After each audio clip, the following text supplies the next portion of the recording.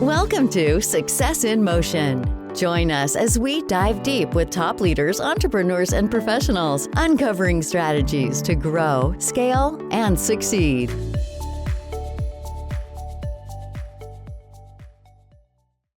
Welcome back to the Success in Motion podcast. I'm your host, Alex Burho, and today we have Joshua Adlam on here. He's been doing some really incredible things with property management and multifamily acquisitions with Atrium Development Group. So, Joshua, thanks so much for joining us on here. Alex, thank you so much for having me, man. It's an honor. Yeah, absolutely. So, Joshua, can you just catch us up? Tell us a little bit about what you do and how you got here. Absolutely. So I currently serve as the Director of Business Development and Multifamily Acquisitions for Atrium Property Management. So we're a vertically integrated real estate company, and essentially we do development, acquisitions, and third-party property management in real estate. And kind of how I got here, man. So originally I'm from Chattanooga, Tennessee, and I grew up, loving the concept of being able to create things and wanting to just be successful. And so I moved to Orlando in 2014 as I had a lot of family members here. And ended up finishing school, was a very big basketball fan, and so that was kind of what my identity was at the time. And ended up kind of encompassing my faith when I was in college, which led me also to real estate.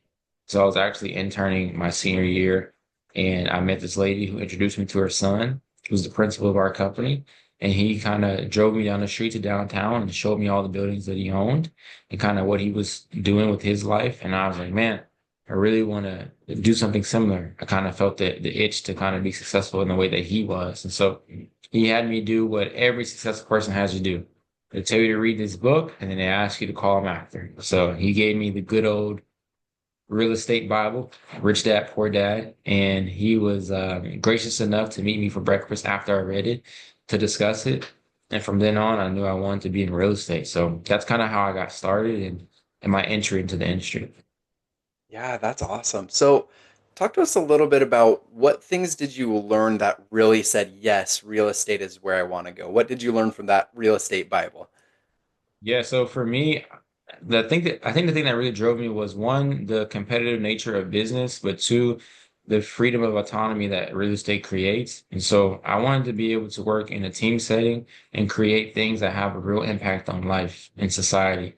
So buildings, as you can think about it, these are places where people have birthday parties, movie nights, they have like real memories with their families in homes and in apartments and in buildings. And so for me, that was so cool to be able to think like, hey, we could buy a building and make it look nice and give people great places to call home, or we can build a building that can be here for 100 years and have people create, all these wonderful memories in it. So those things attracted me originally, man, just being able to have an impact on the world and society and really make it a better place. And then obviously just the freedom that you get from it, the creative ability that you have when you're able to design buildings and renovate them and kind of add value to communities. So all those things really interest me and kind of drew me to real estate. Great. So, as you were making that transition, you started um, following that guy, you started learning from him, he started mentoring you. What were some of the things that you would say came easy to you? Yeah, so I think what came easy for me was just the concept of working on yourself. And so what I realized early on is that a lot of people are successful because they spent time working on themselves individually. And so when their moment for success came, they were ready. And so my mindset, was simply just mind, body, and spirit. I'm gonna work on all three. I'm gonna get in great shape. I'm gonna love the Lord. I'm gonna have a great spiritual life. And mentally, I'm gonna have a strong mind. I'm gonna read a ton of books, and I'm gonna become the most educated person that I can become on the topic at hand. And so those things really came easy to me. I'll also say just working hard came easy to me. I was raised by a single mom, and so I kind of just understood a work ethic from a young age. And so when I was able to really put it all together, success truly started to come, and it came fast. And so it was just a really great experience for me at that young age, reading that book, developing a mindset to think like an investor, to think, like somebody who is successful, and then ultimately taking the journey and the steps to becoming that. Yeah, so let's go ahead and go kind of the next steps in your journey. So, you decided, yes, I want to do real estate. You started learning, you had your mindset. What would you say was some of your transition moments when you really got into it? And what did that part of your journey look like? Yeah, so a really big pivotal moment for me was in 2020.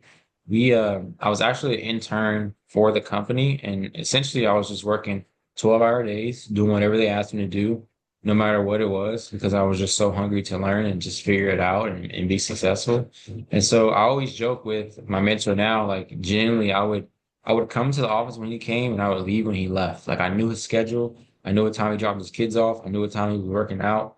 I just studied them because I wanted to study the habits of somebody who was successful so I could become that.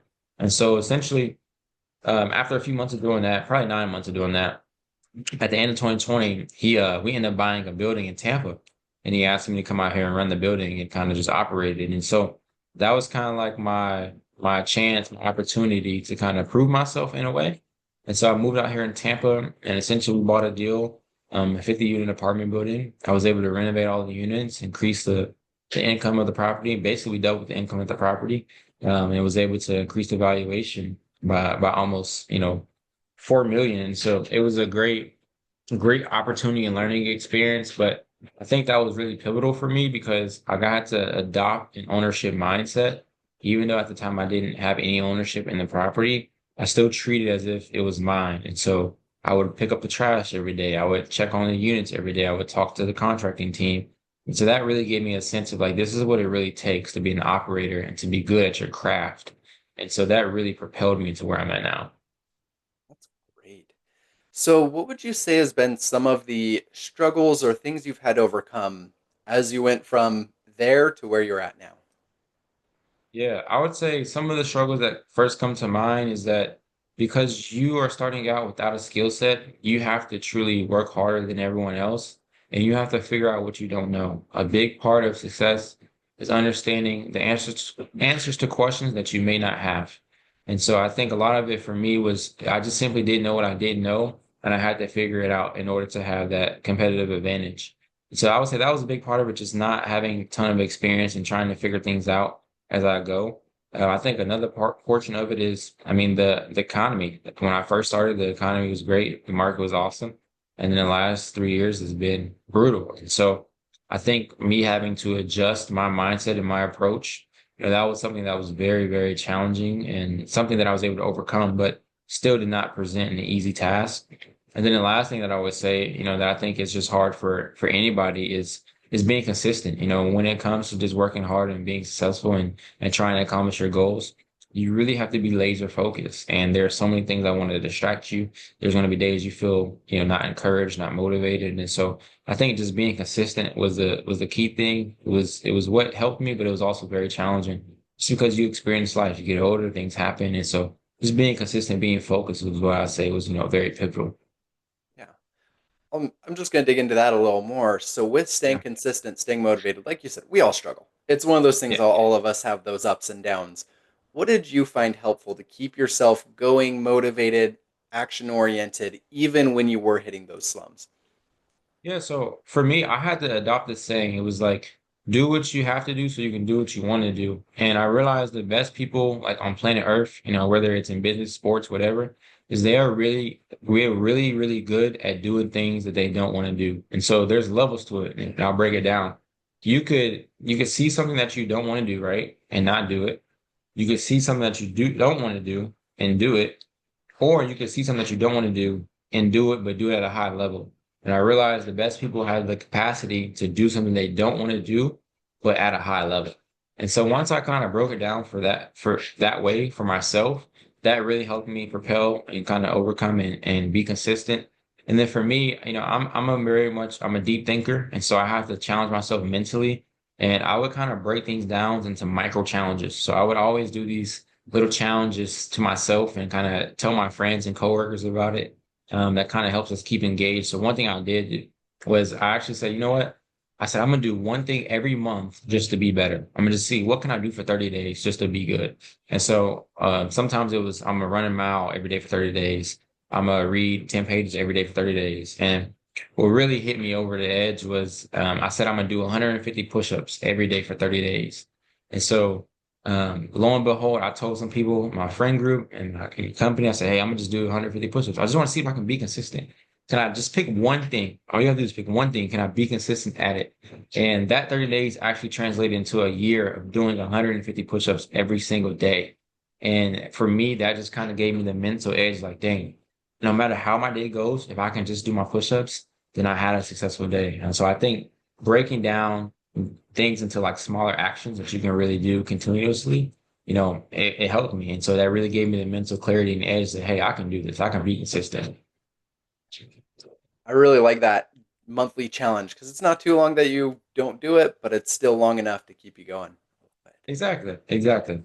So let's talk a little bit about real estate in general, because I know a lot of people either want to get into real estate part time or full time, or maybe someone's making a good amount of money and they want to invest it in real estate. For someone looking into that world, what tips or tricks would you give to them?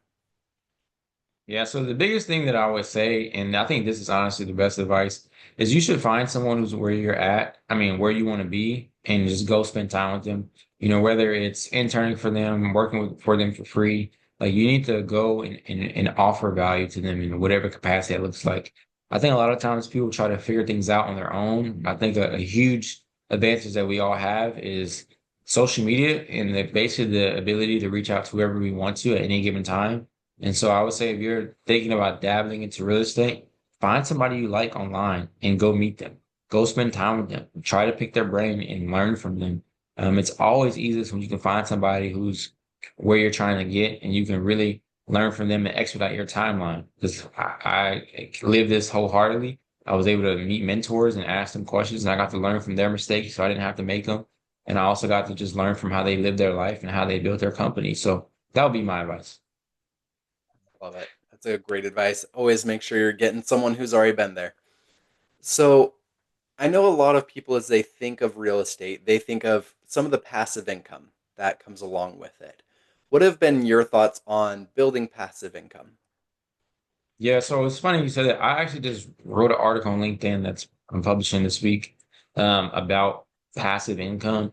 And what I would say is like the only real passive income are people who are limited partners. And what that means is that you basically have joined with someone who found a deal and who knows how to operate it, and you just kind of silently invest your money into it and allow them to operate the deal and trust them to kind of, make the returns that they have promised you. And so I would say that's truly the only passive part about it. If you're going out and acquiring deals yourself and raising money, none of that is passive. And there will never be a time where it is passive because you're constantly always on the horn, always having to answer questions, make decisions. And so that part is not passive. I think a lot of people see the fruits of some others online where they post about their time freedom, which again, that's a part of it to an extent, depending on the role that you play.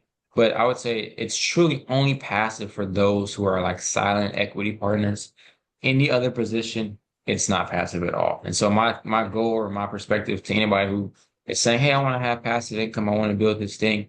I would say one, just shift your perspective of what passive really looks like because you still have to make some decisions and be involved to a certain degree. Unless you just go to totally alternate route and say, "Hey, I'm just going to invest with somebody. I'm not going to have any decision making. I'm not going to do any of the hard work or things of that nature." Yep. Absolutely. And I think a lot of people do mistake that truly passive income of that limited partner for passive income of, hey, you can do it more or less whenever you would like to or Yeah, whenever something comes up. exactly. So, so as we're wrapping up our interview, what would you say are some of the exciting plans or initiatives you have coming up in the next, say, 6 to 12 months?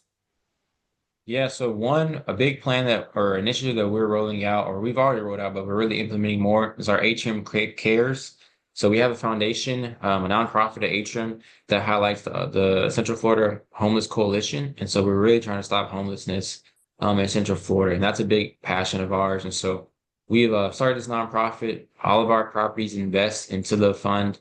We have tenants, we have clients that invest into the fund as well, and so we're really looking to make a big impact outside of our nonprofit. We're trying to finalize a few construction projects. So we're breaking ground on 3 assets in Central Florida. We have a 296 unit building in Narcoossee, Florida. Or on Narcoossee Road in Lake Lona, Florida. We have one in Plant Street and we have one in downtown Clearmont. So We have 3 development projects that we're seeking to break ground on and complete, on top of just executing our third-party management business plans. That's great. And I love how you guys are trying to help solve a problem and give value back to the community. Yeah, man, So, it's a lot of fun. yeah.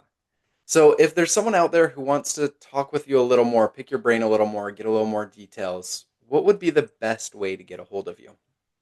Yes, the best way to get a hold of me is shooting me an email. I'm a big email person. So my email is jadlam@atriummanagement.com. Please connect with me on LinkedIn as well. I'm not saying DM me on LinkedIn because I get too many DMs, but shoot me a connection and just kind of say, hey, I saw you on LinkedIn. Shoot me an email. I'm happy to connect with anybody who reaches out. Absolutely. Well, again, Joshua, thank you so much for your time today, your thoughts, your tips and tricks, and we will catch everyone on the next episode. Awesome. Thank you, man. Appreciate it, Alex.